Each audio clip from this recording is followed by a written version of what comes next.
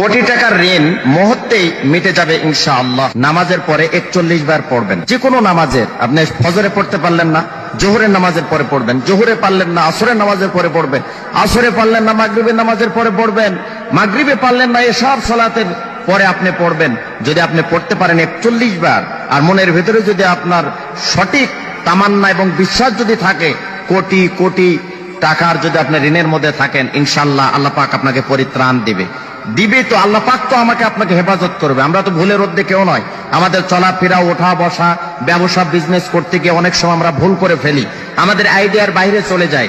আমরা মনে করি ব্যবসা ক্ষেত্রে যদি এত টাকা ইনভেস্ট করি তাহলে মনে হয় যে আমি লাভবান হতে পারবো, কিন্তু আপনার আয়ত্তের চাইতে আপনি লক্ষ লক্ষ টাকা, কোটি কোটি টাকা সেখানে ইনভেস্ট করলেন, এবং বেশি টাকা আপনি সেখানে ইনভেস্ট করার কারণে কোনো কারণে আপনার ব্যবসায় লস হলো, আপনি সেখানে পারলেন না।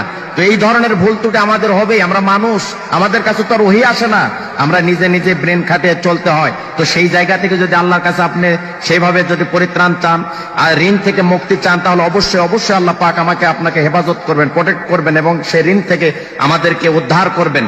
কারণ মালিক কখনো ফিরিয়ে দিবে না। মানুষের কাছে যান, বিরক্তি হতে পারে, মানুষের কাছে যান, আপনাকে ধমক দিতে পারে, কিন্তু আল্লাহ রাব্বুল আলামিন আমাকে আপনাকে অবশ্যই অবশ্যই এখান থেকে উদ্ধার করবে। আমি যে নিয়মে বলবো, এই নিয়মে যদি আপনি আমল করেন, ইনশাআল্লাহ কোটি টাকার ঋণের মধ্যে জর্জরিত থাকলে, বিপদে থাকলে, মুসিবতে থাকলে, উৎকণ্ঠার মধ্যে থাকলে, পেরেশানির মধ্যে যদি আপনি আর থাকি, অবশ্যই আল্লাহ রাব্বুল আলামিন আমাদেরকে হেফাজত করবেনই। তবে আমলের মধ্যে ভুল করা যাবে না। খুব মনোযোগ দিয়ে শোনার চেষ্টা করুন। ঋণ এমন একটি জিনিস যে মানুষকে শান্তিতে থাকতে দেয় না, ডিপ্রেশনে ফেলে দেয়, খাবার রুচি নষ্ট করে ফেলে দেয়। আপনার সামনে হাজারো আইটেমের খাবার দাবার আছে, কিন্তু আপনাকে ভালো লাগবে না যদি ঋণের বোঝা আমার আপনার মাথায় থাকে।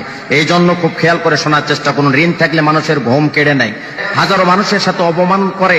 এই ধরনের যদি কারোর মধ্যে সমস্যা থেকে থাকে, ইনশাআল্লাহ এই কোরআনের আমলটা আপনি করেন, কাঙ্ক্ষিত আমল।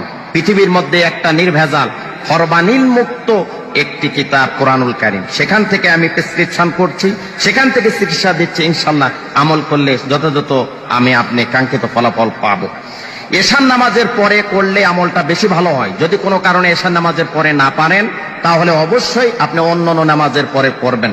দোয়াটি হচ্ছে, এই আয়াতটি হচ্ছে, আল্লাহু নূরুস সামাওয়াতি ওয়াল আরদ, আল্লাহু নূরুস সামাওয়াতি ওয়াল আরদ।